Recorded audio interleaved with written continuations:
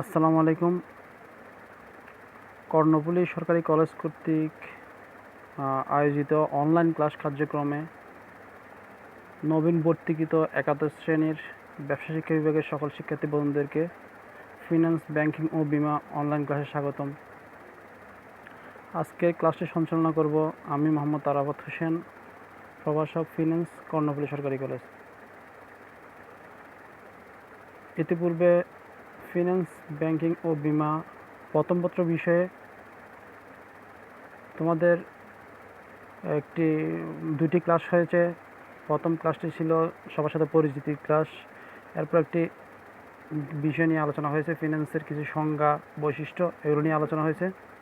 তো আজকে তোমাদের সাথে আরও নতুন কিছু নিয়ে আলোচনা করব, কার্যাবলী হিসেবে শ্রেণীবিভাগ, বৈশিষ্ট্য ইত্যাদি কিছু নিয়ে আলোচনা করব। তো আশা করি শিক্ষার্থী বন্ধুরা মনোযোগ সহকারে ক্লাসটি দেখবে, শুনবে এবং সাথে সাথে কাগজ কলম নিয়ে যা করানো হয় তা লিখে নেবে।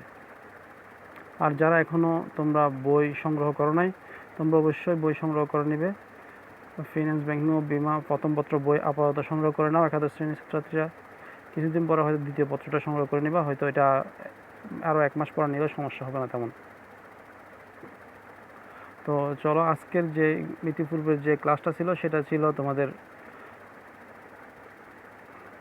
ফিন্যান্স মানে অর্থায়ন, ঠিক আছে। অর্থায়ন কি, অর্থায়নের সংজ্ঞাটা ছিল, ঠিক আছে। তো অর্থায়ন বলতে আমরা সাধারণত বুঝি অর্থ সংগ্রহ ও সংগৃহীত অর্থের যথাযথ ব্যবহার করা বা বিনিয়োগ করাকে বোঝায়। এটা হচ্ছে মানে অর্থায়ন, ঠিক আছে। তো অথবা তুমি আরও বলতে পারো অর্থায়ন হলো আর্থিক পরিকল্পনা প্রণয়ন, উৎস শনাক্তকরণ, তহবিল সংগ্রহ, সংরক্ষণ, অর্থের যথাযথ ব্যবহার, সংরক্ষণ ও নিয়ন্ত্রণ সংক্রান্ত যাবতীয় কাজের সমষ্টি। তো এটাকেও অর্থায়ন বলা যায়, ঠিক আছে। তো এই ক্লাসটা নিয়ে তোমাদের আলোচনা করা হয়েছে। এরপর অর্থায়নের কার্যাবলীগুলো নিয়ে আলোচনা করা হয়েছিল, অর্থায়নের শ্রেণীবিভাগ নিয়ে আলোচনা হয়েছে। তো আশা করি তোমরা এগুলো বুঝতে পেরেছ। আর যারা এই ক্লাসটা দেখো নাই, তোমরা অবশ্যই কলেজের যে পেজ আমাদের কর্ণফুলী gov.college এই লিঙ্ক, এই পেজের লাইক দিয়ে রাখবে। এখানে অবশ্যই তোমরা আগের ক্লাসগুলো পাবে এবং ভবিষ্যতে সব ক্লাসগুলোই পাবে।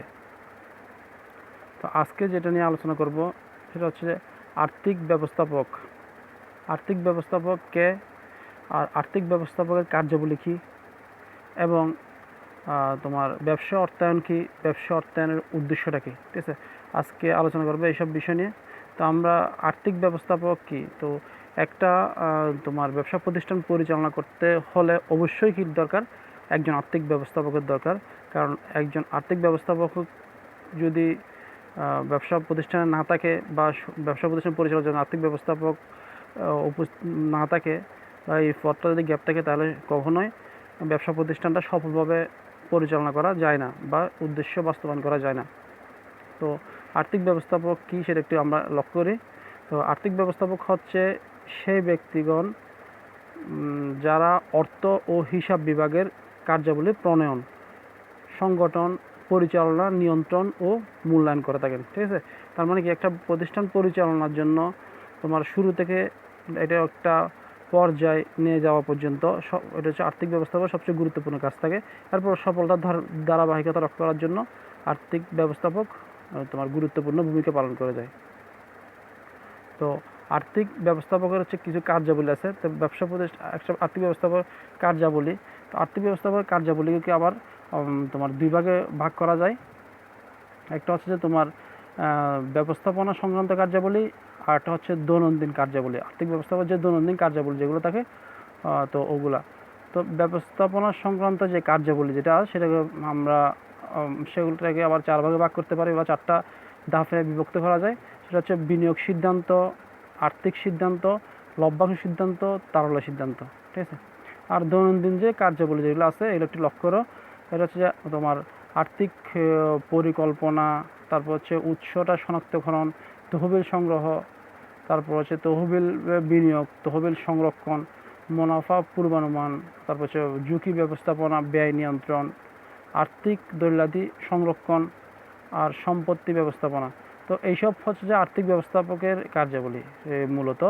তো আর্থিক ব্যবস্থাপনার কার্যাবলীগুলো তোমরা একটু আলোচনা করি আমরা। প্রথমে দেখো ব্যবস্থাপনা সংক্রান্ত যেসব কার্যাবলীগুলো আছে, একটু সবাই একটু মনোযোগ দিয়ে শুনবে অবশ্যই। ব্যবস্থাপনা কার্যাবলী বলতে তোমার যে হচ্ছে মানে অর্থায়নের বিভিন্ন কাজের মাধ্যমে সিদ্ধান্ত নেওয়া, মানে গুরুত্বপূর্ণ যেসব বিষয়গুলো সিদ্ধান্ত নেওয়া সেগুলো হচ্ছে যে একটু লক্ষ্য করো। বিনিয়োগ সিদ্ধান্ত হচ্ছে যে তোমার আর্থিক ব্যবস্থাপককে অর্থ ও বিনিয়োগের ক্ষেত্রে কোন প্রকল্পে বিনিয়োগ করলে ঝুঁকি সবচেয়ে কম বা সবচেয়ে বেশি তা পূর্বানুমান বা আগের থেকে কী করতে হবে, নির্ধারণ করে রাখতে হবে। ঠিক আছে, তো তোমার ঝুঁকি যদি সহনীয় মাত্রায় রেখে আয় সবচেয়ে বেশি করা যায়, তো আর্থিক ব্যবস্থাপক সেখানে কী করবে, বিনিয়োগ সিদ্ধান্তটা গ্রহণ করবে। ঠিক আছে, এরপর আরেকটা তোমার বৈশিষ্ট্য দেখো, এটা হচ্ছে যে কি বা কার্যাবলী আর্থিক সিদ্ধান্ত। ঠিক আছে, আর্থিক সিদ্ধান্ত হচ্ছে বিনিয়োগ সিদ্ধান্তটা নেওয়ার পর প্রকল্পের জন্য তোমার বিভিন্ন উৎস থেকে কিভাবে কম খরচে সহজ শর্তে তোমার অর্থ মানে তোমার সংগ্রহ করা যায়। ঠিক আছে, বা অর্থ ব্যবস্থাটা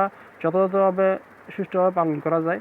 তো ওটা হচ্ছে যে তোমার আর্থিক ব্যবস্থাপনার আরেকটা গুরুত্বপূর্ণ মানে কার্যাবলী। ঠিক আছে, তারপর লভ্যাংশ সিদ্ধান্ত। ঠিক আছে, লভ্যাংশ সিদ্ধান্ত তোমার হচ্ছে যে লভ্যাংশ সিদ্ধান্ত গ্রহণ একটি গুরুত্বপূর্ণ কাজ আর্থিক ব্যবস্থাপকের। ঠিক আছে, তো তোমার বিনিয়োগকৃত প্রকল্প থেকে অর্জিত মুনাফা কতটুকু লভ্যাংশ হিসেবে তোমার শেয়ার মালিকদের মাঝে বন্টন করা হবে এবং কতটুকু প্রতিষ্ঠান অবন্টিত অবস্থায় রাখা হবে সে বিষয়ে এখানে কি সিদ্ধান্ত নিতে হয়। এটা হচ্ছে আর্থিক ব্যবস্থাপকের একটি গুরুত্বপূর্ণ কাজ।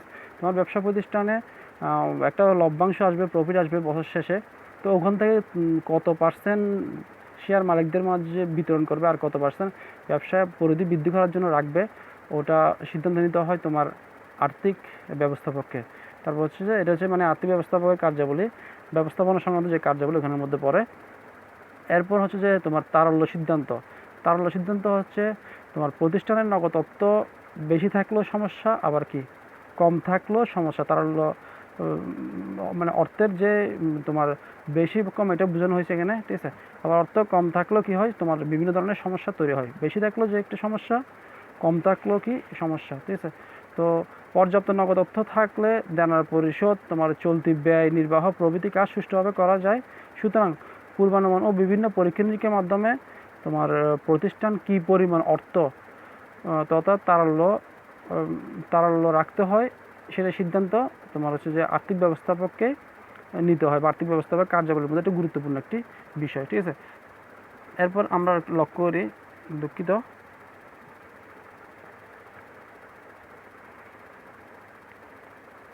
হ্যাঁ একটু টেকনিক্যাল সমস্যা। হ্যাঁ একটু এরপর যে বিষয়টা হচ্ছে তোমার দৈনন্দিন কার্যাবলীর মধ্যে আর্থিক ব্যবস্থাপকের যে কার্যক্রমগুলো বা যে কার্যাবলীগুলো পরিচালনা করে তা একটু আমরা লক্ষ্য করি। প্রথম হচ্ছে আর্থিক পরিকল্পনা প্রণয়ন করে। ঠিক আছে, তো প্রতিটি কাজের সফলতা নির্ভর করে কি একটি সঠিক তোমার পরিকল্পনার উপর। ঠিক আছে, কোন কাজ করার প্রয়োজনীয় অর্থ সংগ্রহ নির্ধারণ, কোনো একটা কাজ করার জন্য প্রয়োজন অর্থ সংগ্রহ, তারপর হচ্ছে সময় নির্ধারণ, তহবিল সংগ্রহ, ব্যয় নির্ধারণ, সঠিকভাবে বিচার বিশ্লেষণ, কাজের তোমার পরিধি নির্ণয়ের কাজ আর্থিক ব্যবস্থাপকের মধ্যে পড়ে বা ওরা আওতার মধ্যেই পড়ে। তো এর লক্ষ্যে আর্থিক ব্যবস্থাপক স্বল্প ও দীর্ঘমেয়াদী আর্থিক পরিকল্পনা প্রণয়ন করে থাকে। তারপর হচ্ছে উৎস শনাক্তকরণ। তো উৎস শনাক্তকরণ হচ্ছে যে তোমার বিনিয়োগের জন্য তোমার যে অর্থ সংগ্রহ বা আর্থিক ব্যবস্থাপককে তার কোন উৎস হতে সংগ্রহ করা যেতে পারে তা শনাক্ত করতে হয়। ঠিক আছে, মানে বিনিয়োগের উৎস কোত্থেকে কোন উৎস থেকে সংগ্রহ করবে সেটা হচ্ছে আর্থিক ব্যবস্থাপককে অবশ্যই কী করতে হয়, তোমার চিন্তা ভাবনা করে ওটা শনাক্ত করে নিতে হয়। ঠিক আছে, তারপর হচ্ছে তহবিল সংগ্রহ। তহবিলটা মানে অনেকটাই কাছাকাছি। ঠিক আছে, তহবিলের তোমার উৎস শনাক্ত করার পর আর্থিক ব্যবস্থাপককে তোমার আসলে কাজ হলো কি কম খরচে এক বা একাধিক উৎস হতে তহবিল তথা মূলধন সংগ্রহ করতে হবে। তারপর হচ্ছে একাধিক তহবিল স্বল্প, দীর্ঘ এবং মধ্যমেয়াদী সংগ্রহ করা যেতে পারে। ঠিক আছে, তার এরপরে প্রশ্ন হচ্ছে তহবিলটা সংরক্ষণ। ঠিক আছে, তো শুধু সংগ্রহ করলে হবে না, এটা যথাযথভাবে সংরক্ষণও করতে হবে বা পরিকল্পনা অনুযায়ী বাস্তবায়ন করতে হবে। তো একটু লক্ষ্য করো, তোমার বেশি মুনাফার আশায় অপেক্ষাকৃত বেশি ঝুঁকিপূর্ণ প্রকল্পে বিনিয়োগ না করে তহবিল নির্দিষ্ট সময়ের জন্য সংরক্ষণ করতে হবে, ঠিক আছে। অর্থাৎ ঝুঁকি ও আয়ের মধ্যে সমন্বয়ের মাধ্যমে বিনিয়োগ করতে হবে। এছাড়া ভবিষ্যৎ তোমার যদি ঝুঁকি মোকাবেলার জন্য মূলধন একটা তোমার অংশ সংরক্ষণ করতে হবে অবশ্যই। ভবিষ্যতে যে কোনো ধরনের দুর্যোগ, যে কোনো ধরনের সমস্যা, ওগুলো মোকাবেলার জন্য অবশ্যই কী করতে হবে, একটা মূলধনের একটা অংশ অবশ্যই কী করতে হবে, সংগ্রহ করতে হবে, ঠিক আছে। তো এরপর হচ্ছে আরেকটা গুরুত্বপূর্ণ পয়েন্ট হচ্ছে যে মুনাফা পূর্বানুমান, ঠিক আছে। তো মুনাফা পূর্বানুমান বলতে হচ্ছে একজন আর্থিক ব্যবস্থাপক ভবিষ্যৎ একটি নির্দিষ্ট মেয়াদ শেষে তার প্রতিষ্ঠানের কী পরিমাণ মুনাফা হতে পারে তার একটা পূর্ব ধারণা করে রাখবে বা পূর্ব চিন্তা ভাবনা করে রাখবে, ঠিক আছে। সুতরাং প্রতিষ্ঠানের তোমার কেনা বেচার উপর ভিত্তি করে মুনাফা পূর্বানুমানটা করা হয় মূলত, ঠিক আছে। তো এছাড়া এখানে আরও অনেকগুলো পয়েন্ট আছে, সেগুলো আছে তোমার তহবিলে কী বলে এটা, ঝুঁকি ব্যবস্থাপনা, ব্যয় নিয়ন্ত্রণ, আর্থিক দৌলাদি সংরক্ষণ, সম্পত্তি ব্যবস্থাপনা, মানে ইত্যাদি পয়েন্টগুলো আছে। তোমরা পয়েন্টগুলো অবশ্যই বইয়ের মধ্যে পাবে, তোমরা বইয়ের থেকে একটু আরও ডিটেলস পড়ে দেখবে আর কি। তো আশা করি তোমরা এটা বুঝছো। এরপর আরেকটি গুরুত্বপূর্ণ বিষয় হচ্ছে, সেটা হচ্ছে তোমার ব্যবসা অর্থায়ন, ঠিক আছে। তোমার ব্যবসা অর্থায়নটা কি একটু লক্ষ্য করো। তোমার ব্যবসা প্রতিষ্ঠানের তোমার আর্থিক পরিকল্পনা, সমন্বয় সাধন, নিয়ন্ত্রণ এবং এগুলো প্রয়োগ সংক্রান্ত তোমার কাজকে বলে ব্যবসা অর্থায়ন। আবার বলতেছি, ব্যবসা অর্থায়নটা হচ্ছে ব্যবসা প্রতিষ্ঠানের আর্থিক পরিকল্পনা, সমন্বয় সাধন, নিয়ন্ত্রণ এবং এগুলো প্রয়োগ সংক্রান্ত কাজকে ব্যবসায় অর্থায়ন বলে। তো ব্যবসায় অর্থায়নটা তুমি যদি আরও করে বলতে পারো, তোমার মূলত হচ্ছে যে ব্যবসা অর্থায়ন হচ্ছে বলতে মুনাফা অর্জনের লক্ষ্যে প্রতিষ্ঠান কী করে বিভিন্ন ধরনের আর্থিক পরিকল্পনা, অর্থ সংগ্রহ, সংরক্ষণ, বিনিয়োগ এবং ঋণ দান সংক্রান্ত যাবতীয় কাজকে তুমি ব্যবসা অর্থায়ন বলতে পারো, ঠিক আছে। ওভাবে যদি একটু বলতে চাও, তো ব্যবসা অর্থায়নের উদ্দেশ্যসমূহ একটু আমরা লক্ষ্য করি। তোমার ব্যবসা উদ্দেশ্যসমূহ কী কী আছে, তোমার মূলধন সংগ্রহ, এরপর হচ্ছে যে তোমার মূলধন বিনিয়োগ, মূলধন সংরক্ষণ, মুনাফা অর্জন, তারপর সম্পদ অর্জন, প্রবৃদ্ধি অর্জন, আর্থিক দুরবস্থা প্রতিরোধ, এরপর হচ্ছে তোমার সামাজিক কল্যাণ, ঠিক আছে। তো ব্যবসা অর্থায়নের উদ্দেশ্যগুলো যদি আমরা একটু আলোচনা করি, দেখো মূলধন সংগ্রহটা কি করবে। তো মূলধন সংগ্রহ হচ্ছে প্রতিষ্ঠান গঠন, তোমার পরিচালনা, তোমার হচ্ছে যে সম্প্রসারণের জন্য মূলধনের অবশ্যই কী আছে, প্রয়োজন আছে, ঠিক আছে। তো এই মূলধন যথাযথভাবে সংগ্রহ করাই হচ্ছে ব্যবসা অর্থায়নের প্রধান উদ্দেশ্য। যেহেতু তোমার এটা কী করতে হবে, গঠন করা, পরিচালনা করা এবং এটাকে তোমার সম্প্রসারণের জন্য মূলধনটা প্রয়োজন। তো এটা হচ্ছে একটি অর্থায়নের একটি তোমার বা ব্যবসা অর্থায়নের একটি প্রধান উদ্দেশ্য হচ্ছে যেটা মূলধনটা সংগ্রহ করা, ঠিক আছে। কম খরচে মূলধন সংগ্রহ করা ব্যবস্থাপকের একটি গুরুত্বপূর্ণ কী হচ্ছে দায়িত্বের মধ্যে পড়ে, ঠিক আছে। তো এখন তুমি মূলধন সংগ্রহটা এটা তুমি কীভাবে করতে পারো, স্বল্প মেয়াদি করতে পারো, তোমার দীর্ঘমেয়াদীও মূলধন সংগ্রহ করা যায়, ঠিক আছে। তারপর হচ্ছে বিনিয়োগ, তোমার মূলধন বিনিয়োগ, পরের পয়েন্ট যেটা ছিল মূলধন বিনিয়োগ হচ্ছে যে তোমার সংগৃহীত মূলধন যথাযথ বিনিয়োগ করা ব্যবসায় অর্থায়নের অন্যতম একটি উদ্দেশ্য। তো কম ঝুঁকিপূর্ণ এবং বেশি লাভজনক প্রকল্প নির্বাচন করে সেটিতে বিনিয়োগ করা